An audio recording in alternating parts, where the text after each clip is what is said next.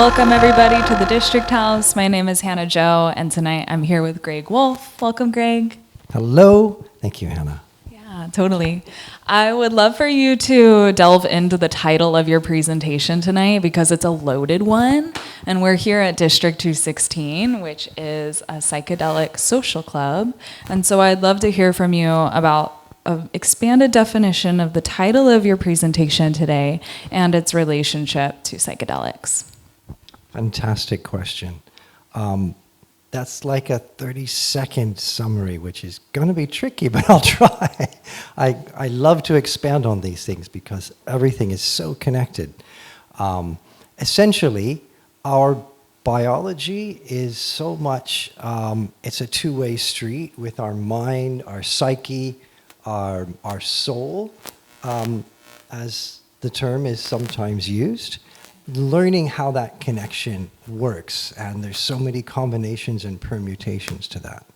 So I will be digging in, expanding, obviously. I've got a little slide presentation to help everyone to sort of keep track of how that's going to progress. Mm-hmm. There'll be some little exercises for us to play with, and so it's a partially experiential, how would you say, hands-on, practical, two-way street as well in the presentation. Beautiful. And just a quick definition for people who may not be super familiar with biohacking. I know I heard you just say the B word, but do you want to define that specifically? Yeah, absolutely. That's a big topic of my presentation. I'll expand on that further.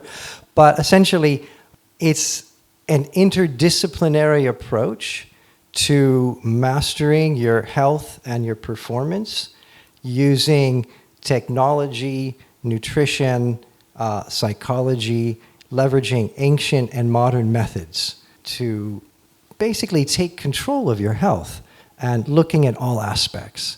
So the term is really a resurrection. People used to call it health nut, which maybe had a little negative connotation in the past, but I think it's a great evolution of that term because it symbolizes that our society is putting more serious attention onto, what is optimal health.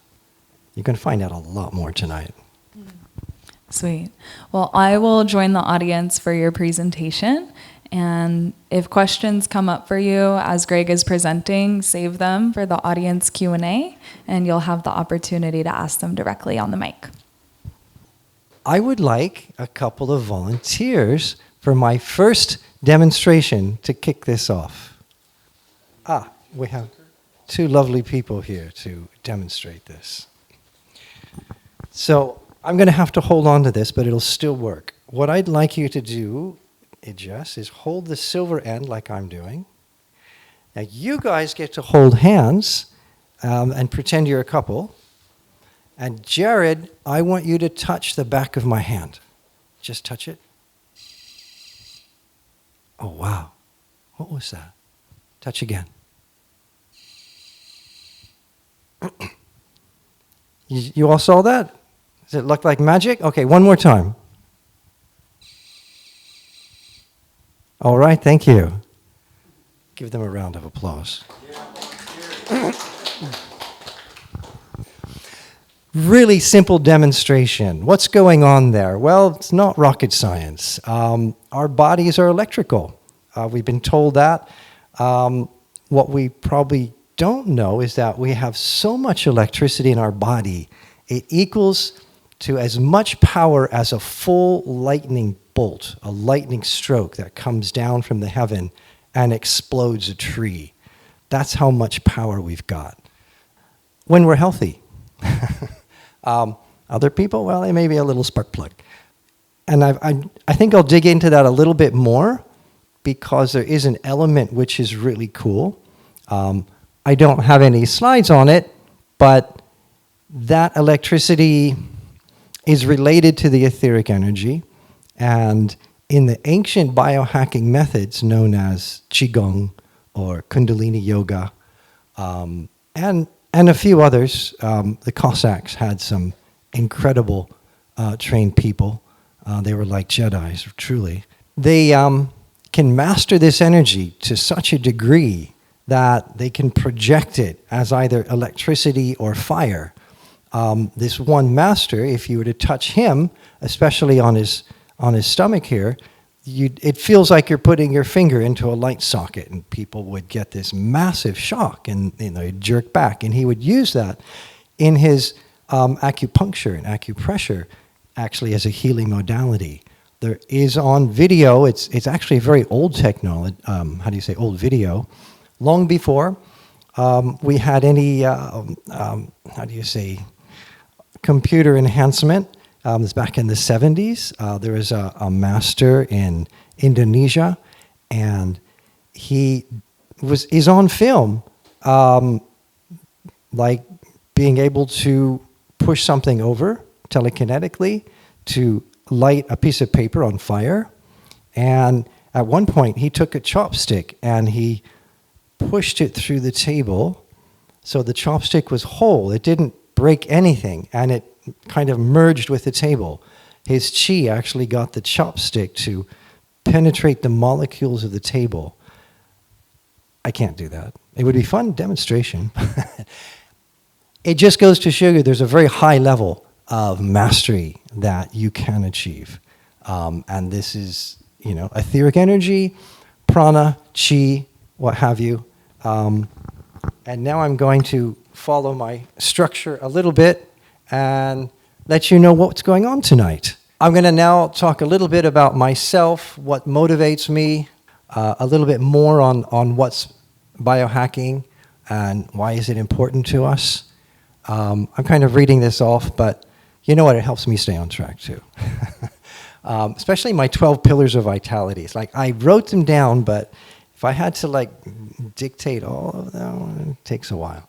Anyway, we're going to do a little bit of interaction, biometric self-test, and then we're going to see who's brave to actually stand up and do this thing with me. Otherwise, I'll look like a fool doing it alone. It's a lot of fun, though. Talk about much deeper into etheric energy. You're going to get, at the end, a very special document I wrote just for this group. So even if you're not here tonight, you'll be able to download it. Really, I've kept it simple, but very practical, very effective methods to change your energetic state. And I'll go into that more later. This is just kind of high level. Then, of course, a little bit of question and answer. And as another option, for those who are here in person, I did bring one of my very special, signature diagnostic devices. It'll test your body for heavy metals, and it'll also look at minerals and vitamins. So it's a little bit like having 3 full blood panels done on you, like within a minute. It's much faster. It uses light. I'll explain that as well. So that'll be afterwards for those who are interested. I'll explain that as well more later. Okay. I'm going to give you a lot more understanding. So people talk about biohacking. I gave a little definition earlier. There's actually very involved definitions, but I think it just gets quite technical, and a better way to understand it is to simply start looking. I think like my 12 pillars of vitality give a practical reveal on how this is applicable. They say, interdisciplinary modalities. Well, okay, that's very high level. What's that all about? So I'll show you. And you'll really have an appreciation. And health status. So again, those biometrics. You're going to get the energy practices. And I mentioned play and grow with it. This is something which is kind of important, because when you do something for the first time, some people expect I didn't feel that much. Well, guess what? That was the first time. These are practices, they're skills. So the master in Indonesia, who could electrocute people with his stomach or his finger, he spent decades, working on that. You don't have to spend decades. these things are actually especially the ones I'm showing you, are really effective the very first time. So that's one reason I selected it. They still require, each time you do it, you get better at it, is what I'm saying. So it's a good thing to make a part of your life. Okay, the ebook, and of course, I'm also making available some slots for people who would like to speak to me and actually take that health transformation journey. I have options to work with people that way and have some collaborations. I'm going to get super busy, but I figure while I have some time, I'll make that available, those slots available in the very near future. 12 Pillars of Vitality. Fantastic. So this will, I think, summarize how what might go into biohacking. I've ordered them alphabetically just to not bias anyone on what we're talking about. At the top, we got detox. That's an important area because, and I'm going to go much deeper into that. That's going to help you understand what's going on, why you need to detox, what that can do for you. And right now, I'm just kind of running it through.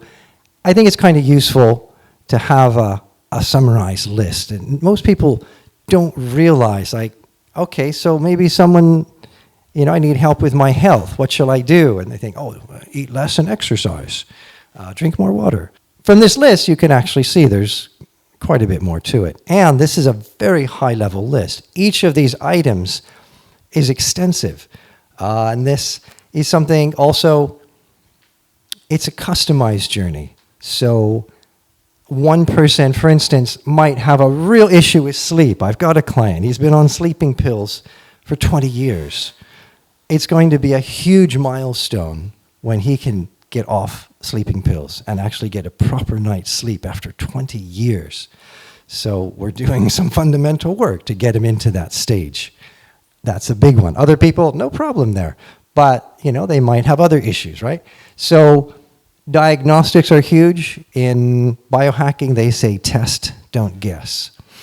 In other words, if you haven't got any testing on yourself, you don't know your microbiome, you don't know levels of whatever minerals, vitamins, heavy metals, chemicals, then you don't know what's going on.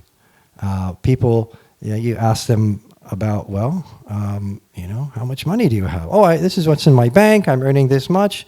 Okay, and how about your vitamin D levels? I don't know, not a clue. So you might be taking vitamins, for instance, or you're taking other supplements, and you don't know if you're overdosing on some things and really deficient on other things. There's an element to that as well, that some people don't metabolize certain vitamins very well. There's a gene, it's called MTHFR. You can imagine what that might be an abbreviation of, and I guess we're on film, so I won't pronounce it. But it's a gene that means that you don't metabolize your vitamin B very well, and you need to have it methylated. Like, what? Methylated? So these are important areas, and you don't have to be an expert in this. That's why you have people like me. And the diagnostic comes, the right one, and it says, hey, you've got serious issues, in these areas. And thank God, maybe that's why I was feeling so low and I couldn't get out of bed in the morning, or can't go to sleep, or have whatever, anxiety. Things are out of balance, the body doesn't work well, mind-body connection is bad. Okay, look at all these things. And I'm chatting about just the first two, so I'm not going to go deep into all of these, or I'll use up the entire time on this list. But that's like, this kind of summarizes what what would you say, like a health transformation journey entails. So as a health coach, I would work with a client and we'd go into all these areas. I'm not going to read through all of them. That's one reason I put it up there. You guys can see what's there. We can make this available. It's on film, and you can snap a picture. Just gives you a nice appreciation of what goes into really a health journey. If you really want to get your health back, all of this matters. Tonight we're going to dig into a couple of these a little bit more. The spiritual energetic is going to be a lot of fun coming up. So let's move on and get into that. So we talked about biohacking already. Maybe just curious, who here considers themselves a biohacker? I think we all do a little bit, actually, without realizing it. You go to the gym, you're biohacking. You choose salad over pizza, you're kind of biohacking. You look after your bedtime, say, well, it's midnight, I should be going to bed by now. That's a form. It's just, I think people do it in much lesser degrees and in a way which is, I would say, unskilled, uninformed, unskilled. So you might make a choice thinking it's better, but it's not. That's another story. There's a lot of, really, in this realm, in the health realm, there are very famous people already, millionaires, who have done amazing. I mean, I really respect their money because they got that by healing and helping so many people come out of misery. Some of you heard of the medical medium. He's got a huge following. I could not believe it. Wish I had that following. One day, I went to his book signing event down in Culver City a few months back. And I thought, oh yeah, I want to have a chat with the guy. I'll just, walk on in and say, hey, I'm a health coach. I'm Greg. How's it going? And the park was full. People were listening to a speaker. And I thought, oh wow, he's already speaking. It was another speaker. He's signing books. And the line for him to get his book signed went around 2 full city blocks. It must have been about 500 people standing there with their book, waiting for hours. And I thought, wow, there's a lot of people who, have a deep respect for him. And I had more respect when I saw that. That was incredible. He is someone who researches and puts out information. So there's a difference. He's reached a lot of people in a certain way, and that's fantastic. He's also given, a lot of information that people can then grab a few things and they do their study and implement some things. I see there's a weakness there in that he doesn't go through helping them choose the right diagnostics and interpret that. I don't think he gives guidance there. He doesn't go much into environmental toxicity. I'm pretty sure he doesn't go into energetic, what helps our energetic body, and structural therapies, things like block therapy, what's that? But it can, myofascial stretching. So there's just a lot of categories that he does not cover, and he can't work with someone that deeply. If they've got a really serious issue, they can read his books and say, all right, I'll change my diet, but I'm sure that's not enough in a lot of cases. For everyone he's helped, there's a lot of other people who could use much deeper guidance. Anyone heard of Dave Asprey? So, a couple people. Anyone heard of bulletproof coffee? Where you blend the oils. And so Dave Asprey created that. And I think that really propelled him into his first 10 million in profits. And then, of course, being a very smart man, he took that further and created all kinds of businesses. So he created the term biohacker, actually. One reason I mention him. And coming out of the computer industry where you hack computers to try to get through the code and get shortcuts is really what it's about. So his idea was you make a shortcut into your health, so you work smarter, not harder. And that's his philosophy. And he's propelled that into a lot of people's minds and hearts, which is an amazing benefit to humanity, because now people are really seriously thinking about how can I really get myself more vital using the least effort and time and have more time to live life. Why biohack? So I've given you a lot of information already. 2 questions there. Why biohack? What's the most important pillar? Anyone thinking about this, they might want to volunteer. What, from what you've got now, I like a little audience participation. Why would somebody, why would yourself, would ever think about it, why would you take up biohacking? What would be your rationale? And I'm not going to preload you with any ideas or thoughts. Go ahead. Energy, focus. Get some more energy and focus. That's very basic. That's very important. We can use that to do what we want in life, in your job, in your play. Without the energy, it's hard to play the sports you want to do. It's hard to do a lot of things. You can't pick up the suitcase and run. And focus is a huge one. A lot of people have what's called brain fog. And that hurts. That sucks. Anything else?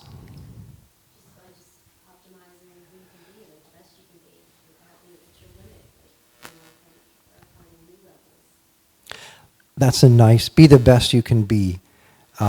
It's an old adage. It doesn't get old. It helps you get old. Healthy helps you get older in a very beneficial way. And so important. Be the best you can be. What would you say to be the best you can be, to get the energy, the focus, what have you? I'm gonna throw a little trick question out to everybody. It's not, I kind of gave you the answer a little. But what would you say is the most important pillar on that list we were looking at?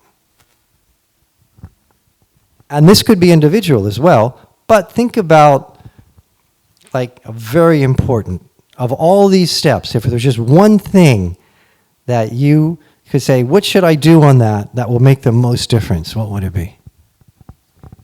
Mental. What's that? Mental? Mental? Interesting. I know it's mental. Mental. Okay, anyone else? Diagnostics. Okay, we got diagnostics, we have mental. What else we got? Going once, going twice. Spiritual. Sweet. Okay. These are important elements. Okay, I'm assuming no one else wants to volunteer because they're afraid to be wrong. There's not really a wrong answer. It is individual. As a matter of fact, there's a term that's also come up recently. It's called bioindividuality. That means what you need is not the same as what you need. What feeds your body and soul could be completely different than you. So, how do we know? And how do you get to that point where you get something that actually can feed you? So, I'm going to show you my answer. If there was one thing I could do that would make the most difference, for me, I would pick detox. What I've seen in my experience in helping other people, everyone is toxic. Terribly, terribly toxic. You're going to learn more about that and why. More than you want to know? No, you do want to know. I've talked to a couple of people about my heavy metal scanner. And I said, hey, this will tell you, where you're loaded up with heavy metal toxicity. And they go, ooh, that sounds scary. Really? You don't want to know the truth?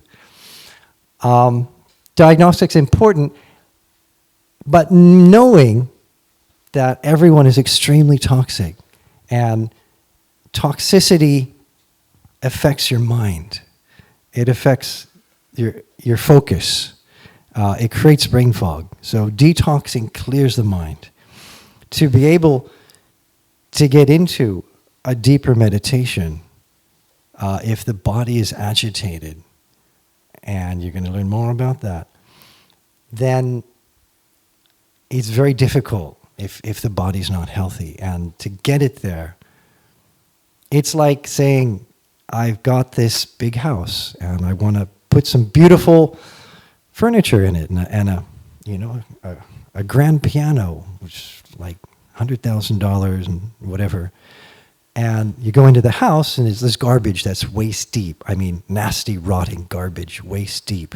So anything nice you put into there, anything you try to do there is instantly coated with garbage and becomes part of the garbage. And you can't see it, you can't enjoy it, you can't use it because it's full of garbage. Detox.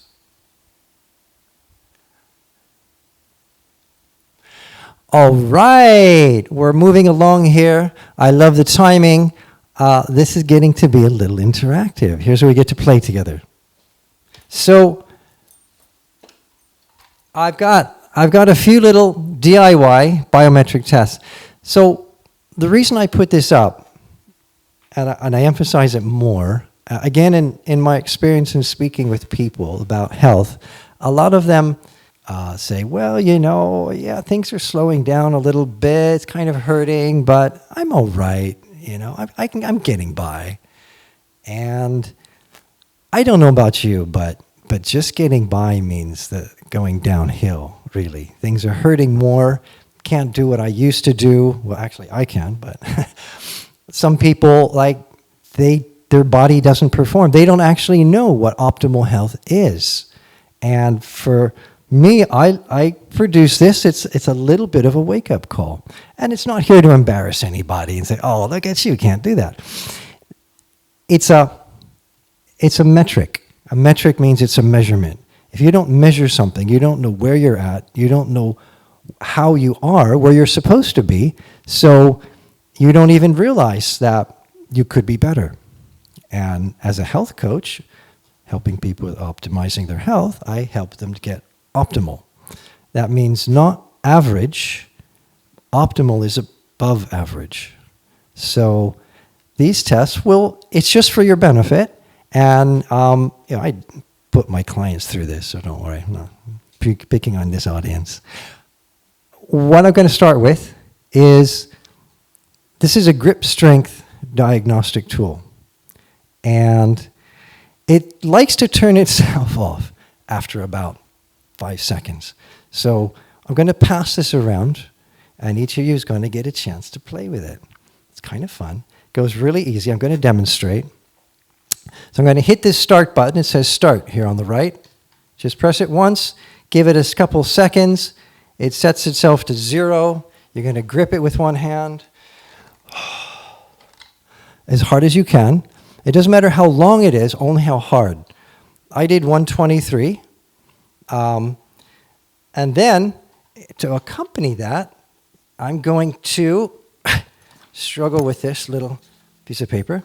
It's a little chart here. You're going to hold that and say, okay, I'm this age, I'm male.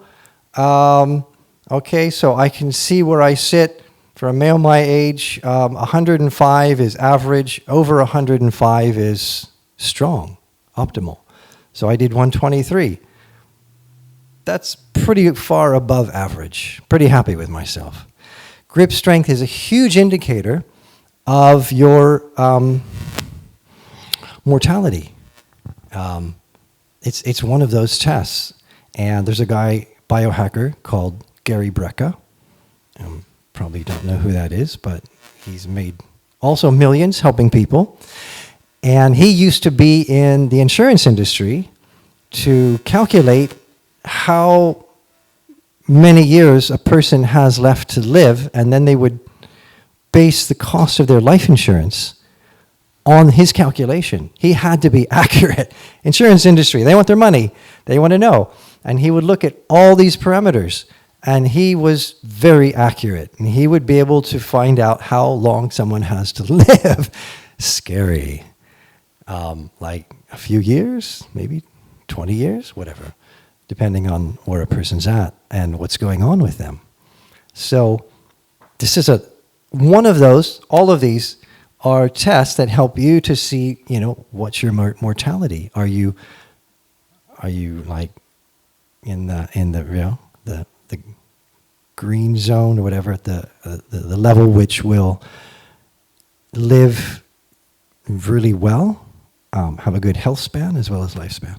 Okay, enough of that chat. I'm going to pass these two things around. Do your best not to drop it, or no one else will get to play with it. And start button, give it a second. And while you're doing that, I'm going to move us into the next one, balance test. So these tests help you, again, find out there's all different things. A person might be quite good on one of these, and they might be, like, I don't even want to try that. It looks so difficult, and that's fine too. But it lets you know. So for those who would like to have a little audience participation, you don't have to come to the front. You do need to stand up, and you don't have to. There's no pressure. But the way it works is that, I'm going to start a timer. We could even, we could do it together. I'll call off the timing, and you just find out where you're at on this timetable. I don't know if anyone else, I didn't set this up. I could have had someone else do it, but no worries. Pick a foot, any foot, and you are then going to, doing it eyes closed is a lot trickier. For the very first time, now I don't want someone falling over, I'm going to say, probably keep your eyes open. And we're going to pick a foot, and when I say start, we're going to raise that foot just a few inches off the ground and hang out there. You ready? 1, 2, 3, go. And we're just going to hold this. And some days are better than others. It's almost like a yoga pose. If you do yoga, you know what? This is going to be really easy, especially the way they go into this flying airplane mode. It's crazy. So if you can at least do 20 seconds, that's 20, by the way. So whoever's still standing, congratulations, you passed the minimum amount. If you want to go for broke, you could stand here for a minute. We're not going to do that. You can do this, you can try it with your other foot. If you're wondering, okay, we'll just try it. I'm curious. You ready? 1, 2, 3, go. And sometimes one foot's better than the other. Some days are better than other days. And I'll bet if you'd been drinking a lot last night, this would be harder. I'll say a word about that. I thought having a drink every couple of days wasn't so bad. My research said, some people say, oh, never. Maybe that was 20 seconds. So, if you go do that, that's fantastic. That's the minimum amount, by the way. And I was finding that even with a low amount of a few drinks a week, I was feeling it in my body. I would go to the gym, and I was feeling like, damn, I can't push it as hard as I used to. It's hurting. It's aching. It's tight. And I thought, that's probably what it is. After a couple of weeks of not having any, oh my God, I really noticed the difference. So probably 1 drink a week is now my new quota, just because I don't like to feel that pain. Okay, this next one is where we're probably going to lose some people. Love this test. Getting off the floor test. I'm going to demonstrate once again, because this is going to look kind of fun. And on a bad day, I embarrass myself. But I should be all right today. The way it works, it's optimal fitness means you can do, everything you need to do. Our bodies were meant to run around in nature, pick fruit, climb a tree, chase an animal, crawl through the bush. We don't do that anymore. So just something as simple as sitting on the floor and then getting up again without your hands and without a lot of pain and strain. And you can do it 1 foot. I just put my right in front. Now I put my left in front, in case you thought I was playing a trick on you. You sit down. With shoes, it's a little tricky because you got a sole. So I have to jump up, sorry. The shoes do make it harder. If you're barefoot, high heels, don't even think about it. that is, looking at your hip mobility. As we get older, the hip, the back, the legs, they get weak and stiff, and it's like, don't even think about it. There are, you could still try it, and sometimes you might have to go, all right, place a hand here, or maybe push up. And it's something to think about, because that means you're not optimal. It's just like, whatever, having a grip strength that's in the low end on that. So it tells you you've got something to work on. Anybody feeling brave? You'd have to push your chair aside and find an open spot. You could push these forward. Give it a try. This is a hands-on little presentation. Oh, look at you, Hannah. Perfect. She does her yoga. That is smooth. Of course, you got sandals.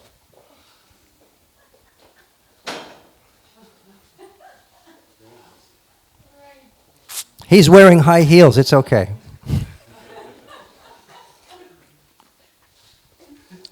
These are metrics, biometrics. You're measuring where you're at. You know what's going on with you, what you need to work on. Wall squat test. We don't have much wall space. It is possible. You might have to, this one's a little easier than the others. If the camera could just show me, the idea with this is that you should be able to come up to a wall, 90-degree legs, and hang out here for a minute. Now, I don't have my timer going, but obviously, the time is going, and I'm chatting on the mic. I'm feeling it. You can really feel it in your upper thighs. They kind of tremble. They burn a little bit. Take a deep breath. If you can do this for 60 seconds, then you're doing good. If you can't do it for 60 seconds, you got work to do. But we should have this level of vitality in our body. Okay? There's some wall space, and again, it's interactive. If you don't do it now, you're never going to get yourself to do this at home. You're going to be like, oh, I think he tried that, but I don't want to try it. So if you're feeling brave, check it out. I'm not going to time people individually. That would be too much. But it's something to try. And you find out, can I do it? I love Hannah going for it again. 60 seconds. You have to count to yourself. You can count heartbeats. Of course, they might increase when you're sitting there. Push-up test. Ooh. Don't know how many people. Yeah? Wait, was that 1 minute? Well done, mate. Give that man a hand. Hannah's just going to hang out there for the rest of the presentation. She's going to show us 20 minutes, new world record.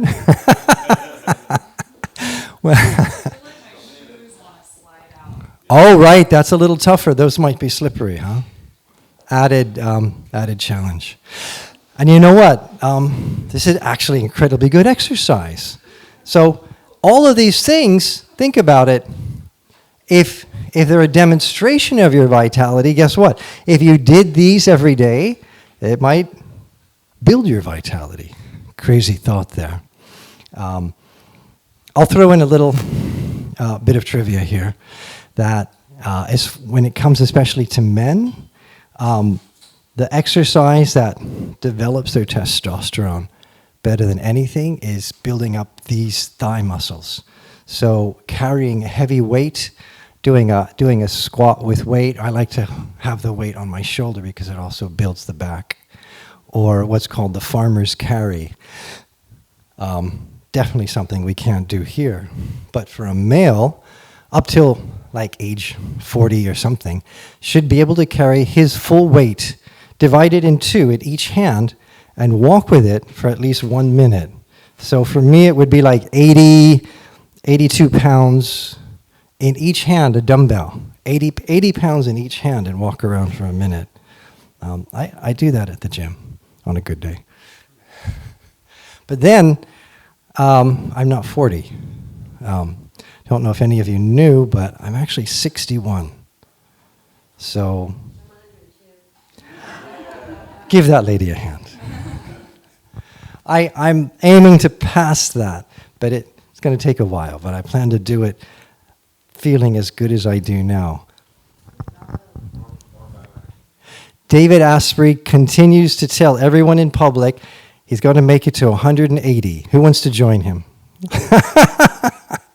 That's his big thing. He's always going, 180, I'm going to hit 180. Moving on, push-up test. You know what? Maybe we'll pass that. I don't know. I don't see a lot of people wanting to do push-ups. Yeah? How many people want to do the push-up test? Let's get a show of enthusiasm. That's definitely not a majority. Okay, guys, push-up test on your own at home. Push-up test. So, there's metrics on that as well.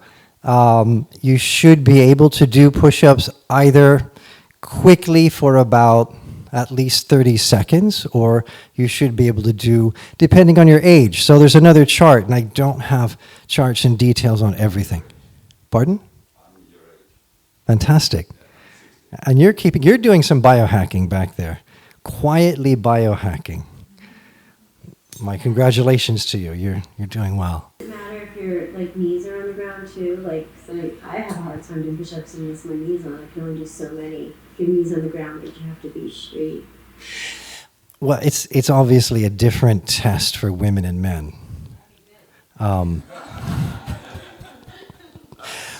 Unlike the Olympics, where you can be a man and then identify as a woman, that's a whole other story.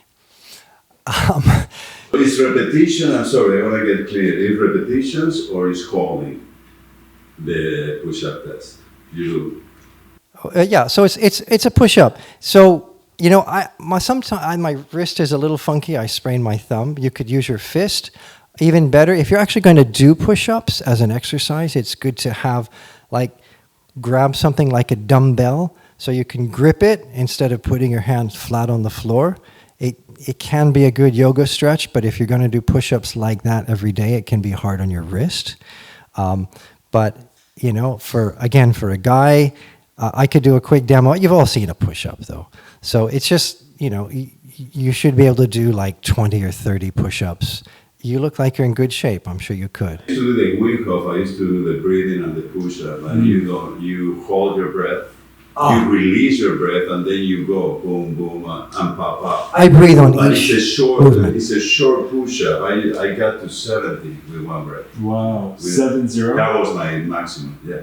That's 70, but this kind of... With one breath? Yeah. What? You do the exercise, you go there and you go...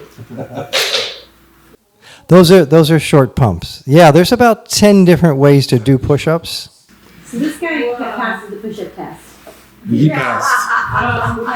He wanted to do the test. Who wants to compete with him? I'm not doing short pumps on one breath. Oh, you stumbled when you got up, though, so that disqualifies you. No, but I haven't done it in a while, so... It feels good, doesn't it? What you just did, actually a little bit what we're doing, and I'm going to throw this out there as well, it's called exercise snacks. During the day, you get a little hungry, you munch on something, feed your tummy. Your body, you don't realize that you're sitting a lot, it starts getting uncomfortable. And all you have to do is any one of these things for even 1 minute, and it gives it a little burst of movement. Exercise snack, so good for you. And do it every hour, once an hour. That's as often you'd have a snack, wouldn't you?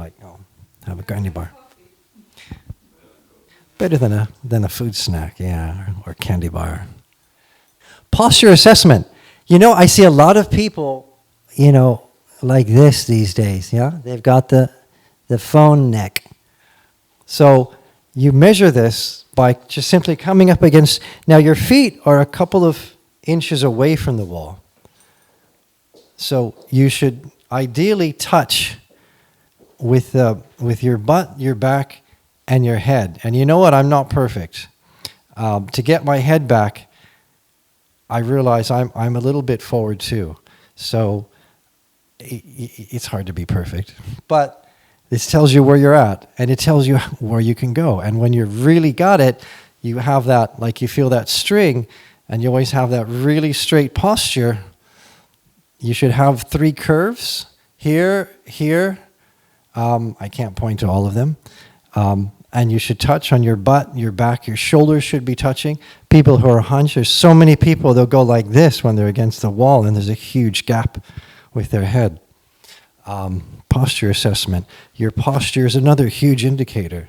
You know, someone who's standing straight and powerfully, or someone who is just, you know, falling forward.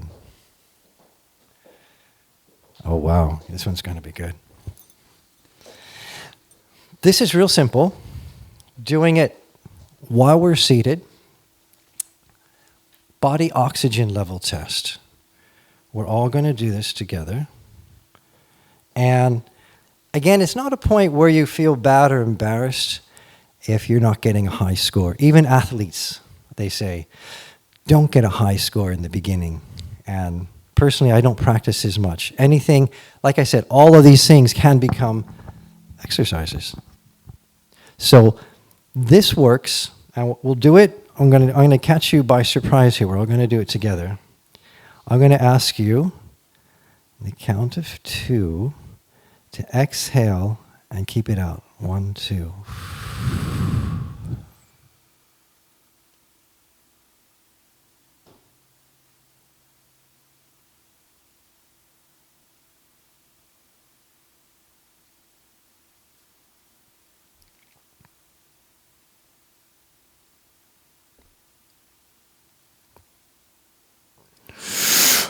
"20 seconds.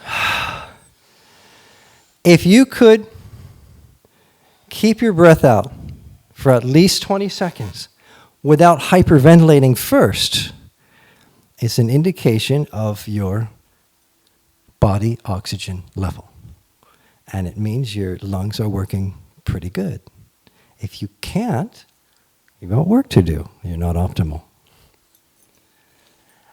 Is it kind of fun? Is this, you like this level of interaction? You get to like play with things. You could take this home.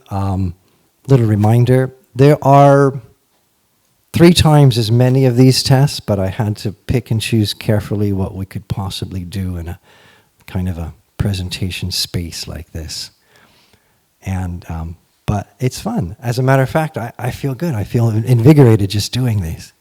What's next? Root causes of sickness. So here's where I talk about not enough biohackers really focus on detoxing. And it is so important. And here's why. 4 horsemen. Yeah, I've kind of used a biblical term there, taking some liberty. Dietary, microbial, environmental, psychosocial, life, energetic. So in all of these things, we've got, you know, very serious bombardment. Our diet, okay, well, for instance, people coming over from Europe or other parts of the world, after living in this country, especially this one of all places, after a few months eating the same things they ate over there, start getting fat, they have skin problems, they have their energy goes down, and they start wondering what the hell's going on here. Our food, especially in America, is unfortunately extra toxic. I would say there's 2. I'm going to tell you the 2 very, very worst foods. Probably bread is up there at number 1. Bread made from wheat, which is non-organic, means that, especially wheat, other grains as well though, other grains, loaded with glyphosate, extremely toxic. They coat American crops. They won't do this in other countries, but glyphosate, we're saturated in glyphosate, and unfortunately it's getting into the water and everywhere. What about sprouted wheat? Sprouted. You know, sprouted is better, but if the wheat itself is not organic, you're getting glyphosate. Real big problem. So toxic. Diet. bread, bromelain, they use sodium bromate, bromate, to make the dough easier to work with. Incredibly toxic for you. So what kind of bread then? Or substitute. You can. In small, what? European? European bread. You know what? People from America going over to Italy, they have celiac wheat allergies. They go there and I'll try a little pasta or pizza here. No problemo. What's the story? They're like, wow, I can eat wheat again. It's not poison over there. It's crazy. So if you really like bread, and this is what I do, and I can get away with it, it has to be organic, and it can't have any of that sodium bromelate in it. As a matter of fact, yeast is horrible as well. After like the 1940s, they discovered yeast. They didn't have yeast before 1940. It makes bread rise quickly. That's not how you make bread. They would let it sour naturally. It would ferment. Sourdough. Sourdough is great. Also, the bacteria digests the phytic acid in the grains, which is really bad for you. Phytic acid is what allows the grain to sit in the bin for months and last. The bacteria can't get it because the phytic acid fights them off. There's a lot on all of these things, and I'm, giving you some information here. Environmental, we're getting covered. We've got EMF coming everywhere. I have a QR code. If you scan the QR code, it'll take you to this really quickie little Instagram reel, and I'm sorry I can't get that displayed, and I'm a little short on time. Catch that, and it's basically a scientist saying, look, there's aluminum everywhere. We're being coated with aluminum. When I give someone a heavy metal test, everyone comes out high in aluminum. That's not good for you. You need to get rid of that. It gets you, all of these things make you really toxic. What's toxicity? Well, again, we're going to go through this list really quick. Fatigue, digestion, bloating, rashes, skin problems, all of these things. These are not diseases. These are not getting old. This is not wear and tear, headaches, mood changes. That's not just mental and how would you say, psychological. This is toxicity. Waking, your allergy. People get more and more allergies. Allergic to nuts, allergic to milk, seafood, all these things. Bread. It's not an allergy. These are all signs of toxicity. Joint pain, inflammation, bad breath. Someone's really toxic. You smell their breath like, oof. They may have their teeth okay, but their body is so toxic. You're smelling the toxicity rotting them from the inside out. Poor concentration. Again, all of this is toxicity. If you don't detox, this is what you get. Gut-brain connection. I'm rushing through this a little bit now. Sorry, I love doing this. So there's so much information. Your gut is responsible for you feeling good, believe it or not. And this is kind of relevant for people here. If you want to feel good, instead of going for whatever, a joint or alcohol or taking anything, keep in mind that the reason you're not just feeling great is because your gut is off.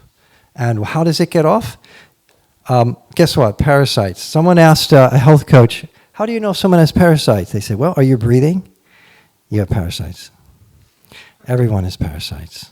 The question is it overloaded with parasites? And the answer to that is probably. This is what you got going. Plastics. We're all imbibing. People imbibe as much as 1 credit card per week in plastic. And that's not just like chewing on a card. It's in the water. It's in the air. You're breathing it in. A lot of things are made of plastic. They're outgassing. You're getting plastic. You wear polyester clothing, and especially for working out. You spandex. They look really cool, like a superhero. It's plastic clothing. And when you sweat, your pores are open, and you're rubbing on this clothing when you're working out. Your pores are open and sweating. You're absorbing plastic while you're working out if you have that superhero spandex. Heavy metals I talked about. Fillings in the teeth, the air you breathe. Some people aren't drinking the best water. They love sushi. So the last one, EMF. We are, unfortunately, the way our technology is designed, it's not biocompatible. Sometimes people, with this one case, this lady could not sleep and eventually got her convinced to get, test the EMF. And her bed had some electronics in it. And the EMF was crazy in her bed because she had this cool electronic bed. As soon as she switched that out, she could sleep. It's crazy. And these things interact together. So the parasites feed off heavy metals and toxicity. You wonder why you have bad food cravings, why you're craving sweets and bread and midnight you want to eat something. It's not you that's craving it. It's the parasites and the bacteria and the mold and the fungus. You start to see how detoxing might be important. And how do you think this might affect? Say now you take some shrooms or you go on an ayahuasca journey. And you're loaded with parasites and your gut is making you feel like crap, literally. And so you take one of, you go on this journey and you got a bad journey. You're like, man, that was a dark journey. I felt awful. I must have worked something good out. Well, maybe. Or maybe the parasites just got agitated because, you're like moving things around. And if you have that going on, everything's going to be lousy. Detoxing. This is kind of fun. This is another interactive thing.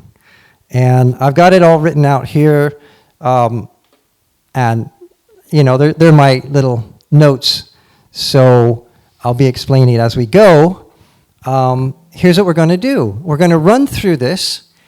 And all these steps are a sequence that build upon each other so that you start to clear out your etheric body, also known as chi, prana, your bioforce, organ energy.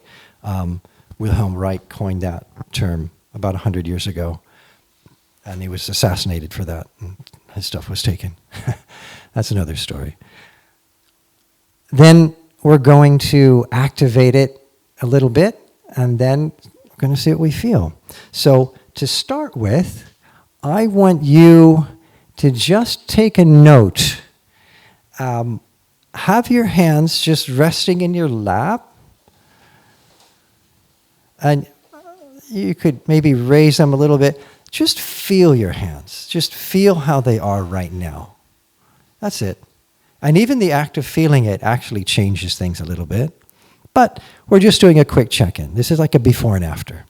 Okay? Got that? So let's start. You're going to have to stand up. It's called the Qigong Energy Sweep. And by the way, this is in your little ebook that I made for you guys. So let's do it this way. You're going to, I can't do it with both hands, but you're going to take both hands, the top of the head, and just stroke all the way down your front of your body and out your big toe. And as a good measure, come up the inside and the center, and then tie a little knot at your chin. Do this 3 times. Top of the head, out the big toe, come up, tie a little knot, and one more time.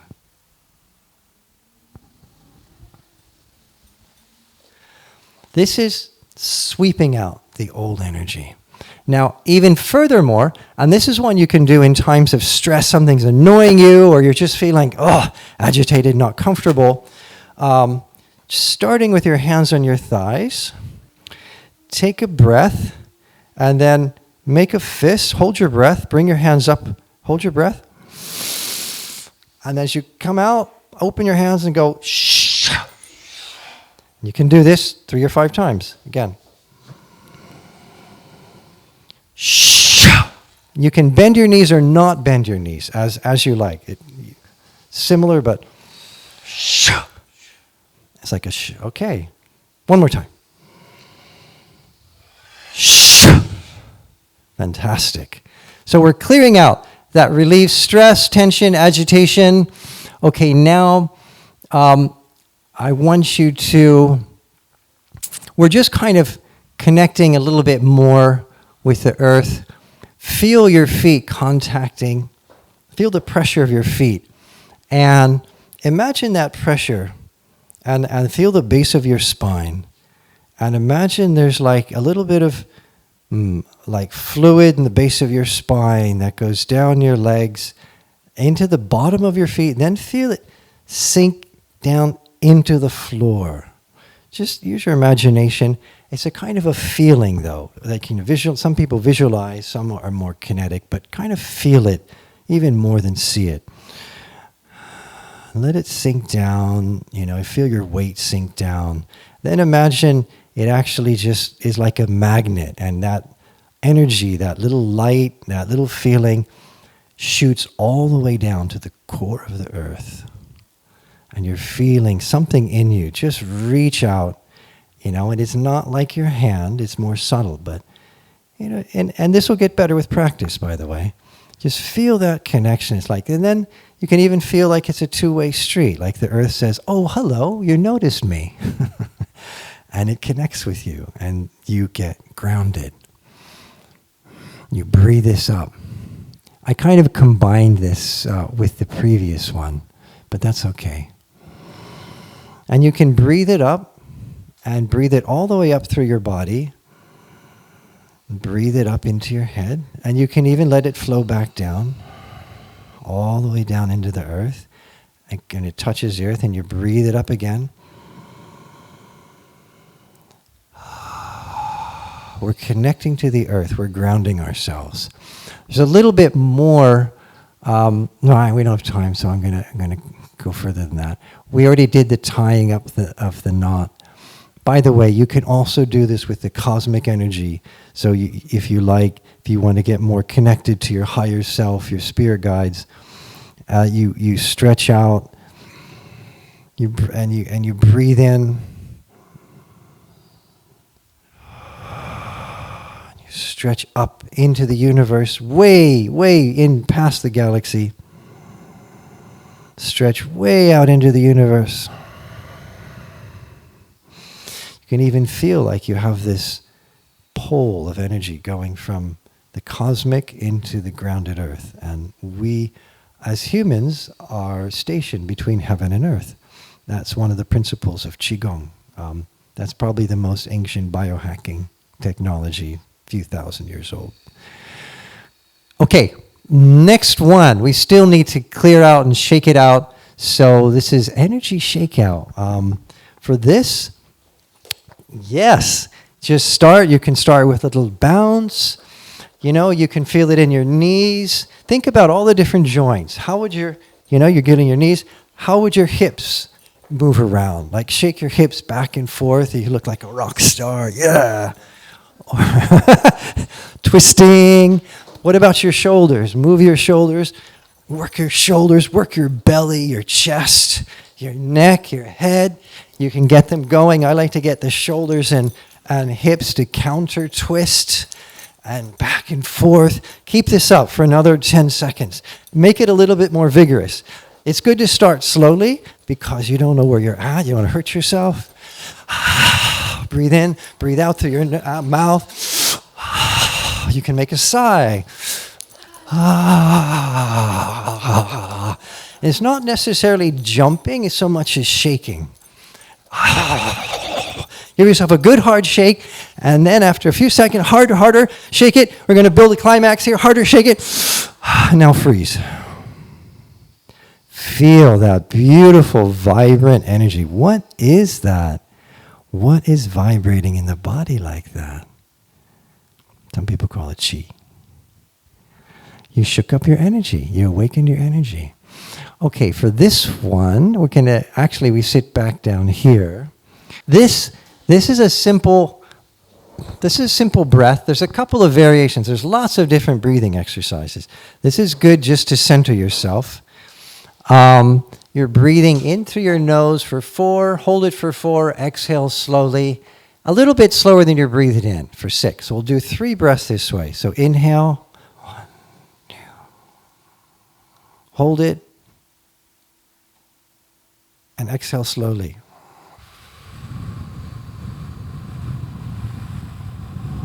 Inhale. Hold it. Exhale slowly.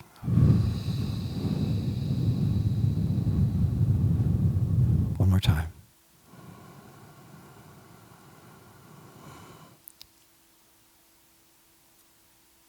Exhale slowly.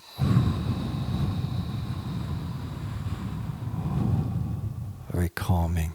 Helps us get into that beta state. So we've kind of cleared out, woke up our energy, centered ourselves. There's a little bit more we can do here. Tap the chest. So this one, you breathe in, you can start tapping, breathe in through the nose, and when you exhale, say, ah. So you're activating your thymus again.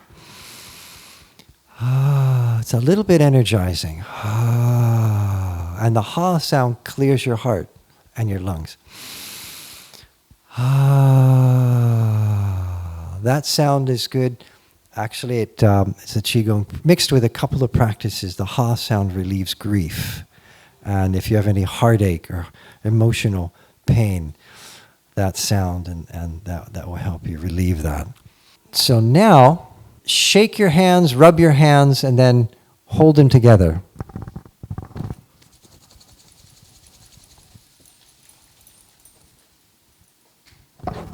And now slowly bring them apart, slowly, and feel the space, about 4 inches, a few inches, feel the space between your hands. Put your attention between your hands, and don't move your hands very much. And as you breathe in and out, allow your hands to very slowly move back and forth with your breath. Don't touch your hands. Feel the space between your hands. Very slowly. And we're kind of accelerating here. So I want you to just note how your hands feel now, how your body feels now from when you started.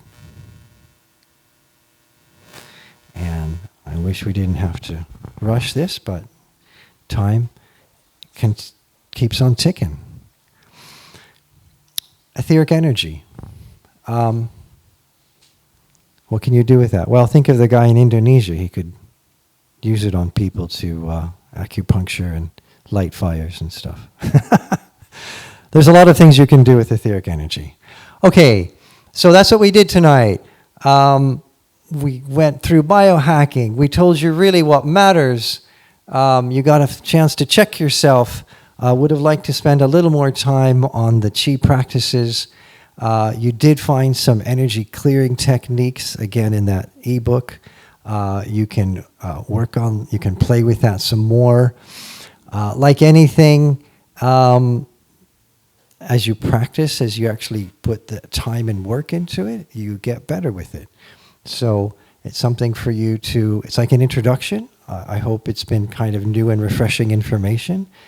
Some things some people know, and probably most people don't most of it most of the time. And again, I've had time. This is, like I said up here, tip of the iceberg. As a health coach, I run people through all these things. It's a customized journey. Everyone is a bio-individual. So no two people have the same needs and goals and issues and attributes and resources. But it's a health resource, a health transformation journey that I just love doing, working with people. So we got our Q&A time. That is my gift to you. You just scan it with your phone, and it will send you an email. So you can get that this specialized book made just for District216. And if you don't see something right away, it could land in your spam folder. you always know that can be an issue. So check there. All right, Q&A. If anyone has a question, I will bring you the mic so we can capture that audio for our video recording. Everyone's pulling up their document now. Thank you for that. That's awesome. Thank you. Appreciation is spiritual currency.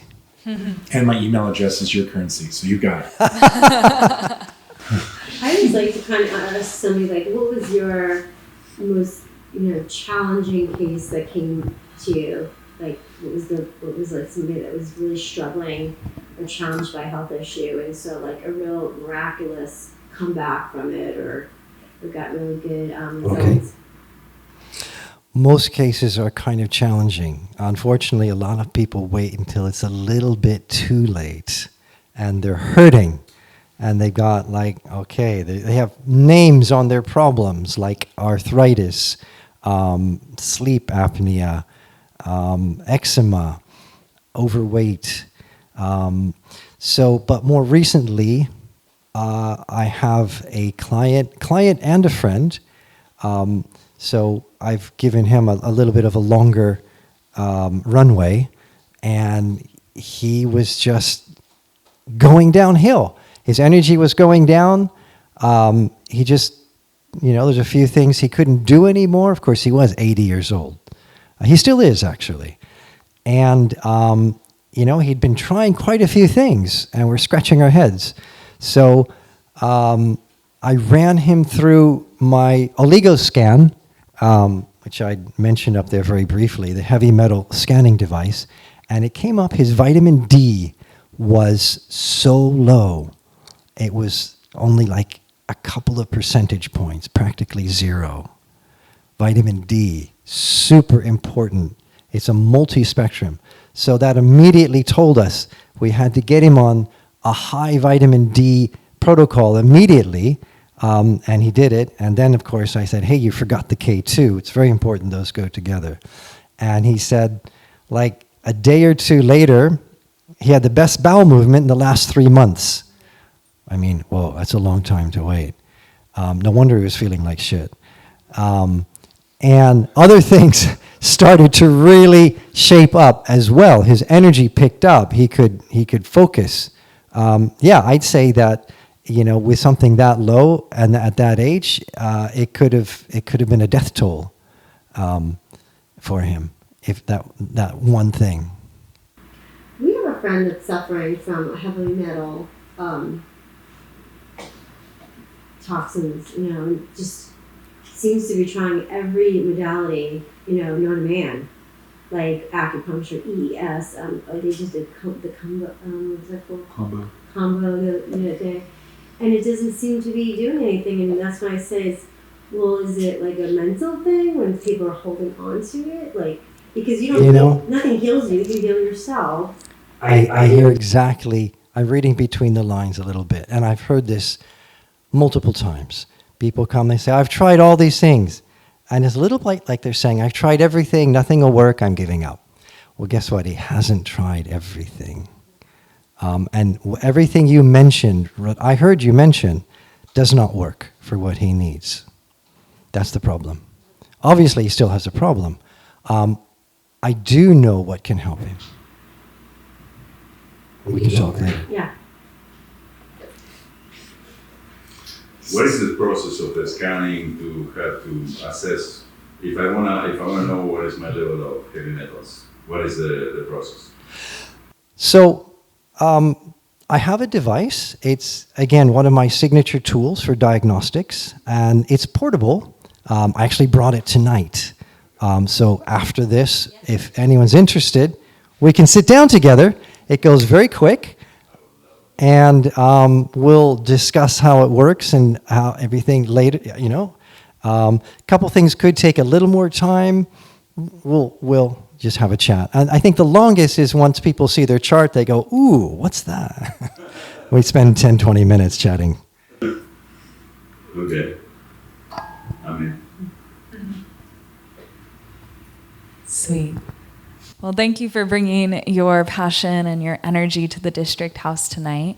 I have a question for you that is personal around your exploration of biohacking. And my personal inquiry is, do you utilize psychedelics and plant medicine in your personal healing work? And did that lead you into greater interest in mastering your biology and using all these skills you've mentioned tonight? That is a very penetrating and appropriate question for this group. I'm no stranger to psychedelics. I've probably had a half a dozen ayahuasca journeys in the past, and I've tried a few of the others. I recognize what they do. As a matter of fact, after I started really biohacking more and working on myself, I was getting more and more of an objective, how would you say, experience. It wasn't like I wasn't freaking out. I wasn't getting odd, negative. I wasn't getting negative input. It was more, I was just noticing what was happening in my nervous system and my energy. It was almost like I was more the witness. It's a whole nother subject that I didn't have time to cover. But, there's the spiritual aspect, the spiritual energetic aspect. So as I become more aware of my energy body, I'm more in control of it. So, in other words, the psychedelic, when I took it, it didn't send me for a loop, for lack of a better word. I was just sitting with it. And, if I had something I found I could function almost normally, I would just notice that this was going on. And there was another thing. I felt myself more as a witness, like a higher self witness who's just saying, oh, okay, so there's a little bit of a new sensation happening now. I don't know if that fully answers your question, but... Yeah, totally. I mean, in the psychedelic conversations, we talk a lot about preparation and integration. And so it seems like your biohacking lifestyle was preparing you to hold a more transpersonal perspective when you were in the altered space on the psychedelic. As a matter of fact, that's an excellent point, because one of the things I included in that ebook was a beautiful little short micro detox that people know about the dieta when they take the ayahuasca, and that's a form of detoxing, purifying. But as a biohacker who studied, modern as well as ancient technologies, of course, the one I've included, it doesn't have any supervision. It's a more simplified version. My, protocol when I work with someone is 10 times more powerful, and it just really flushes them out quickly, so that when they do that journey, they just don't have all that agitation. And maybe that's why, if I take something even now, which I haven't done for a while, but I'm just in a positive, pleasant state as a witness, and just feeling, okay, this is going on. It's okay. It's kind of cool. And I'm, you know what I mean? So, yeah, the detoxing is a fantastic, the biohacking preparation really, would you say, accentuates and does a fantastic preparation. I feel like District 216 attracts a demographic of people who are interested in psychedelics for healing purposes, but maybe are still educating themselves before they go there. So perhaps they can start with this biohacking tips, so they can start to build both an awareness of their biology and a sensitivity to their energy body, so they can begin to work towards readiness for that psychedelic sit. Absolutely. It's a bit like dipping your toe in the water. If someone takes a psychedelic, well, maybe the first time they're just going to have a really small dose. They're a little bit cautious. I don't know what it's going to do to me. So they have a micro dose or a mini dose. This is a mini dose of biohacking, a mini dose of getting in touch with your etheric energy body, so that some people go, ooh, you know what, that feels pretty good. And I've now achieved states and levels of joy and fulfillment that it would have taken a very strong dose of like the very best times and trips to bring me into that. And I'm just really amazed at how well it works when you clear out the garbage and you take control of your energy body. You can develop it in a way which you can reach states that feel as much or better than than taking any psychedelic. And of course, from that point, if a person still feels they need it, at least they're going to be able to hit a much higher note. Yeah, totally. Thanks for sharing about that. Well, I have a final few questions for you before we close out tonight, and these are more in the rapid fire style, so feel welcome to just share the first thing that comes to mind. Green. I'll 5. start with, who has been your greatest influence? Oh, that's a tough one. I like to say I've had 100 teachers. My greatest influence was 30 years ago when I did my first really mega detox. Totally woke me up to so much that I was oblivious to. 30 years is when I started my biohacking journey. And if you were stranded on an island, but you could have one book to read, what would that book be? A book of magic. Book of magic. All right. And if you also had access to play your favorite album, what music would you be listening to? One album? Oh my God. I love world fusion music, so I'm gonna go there. It's got a nice rhythm. It's got all the elements. I like full spectrum approaches, so I'll take world fusion. And if you could sit in a psychedelic journey with anyone, dead or alive, who would it be and with what substance? Ooh, I would say it would be Thoth.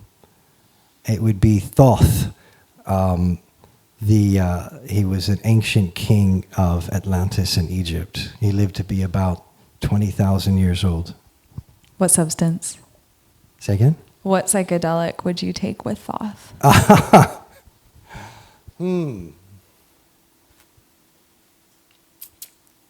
don't think it would really matter much with him.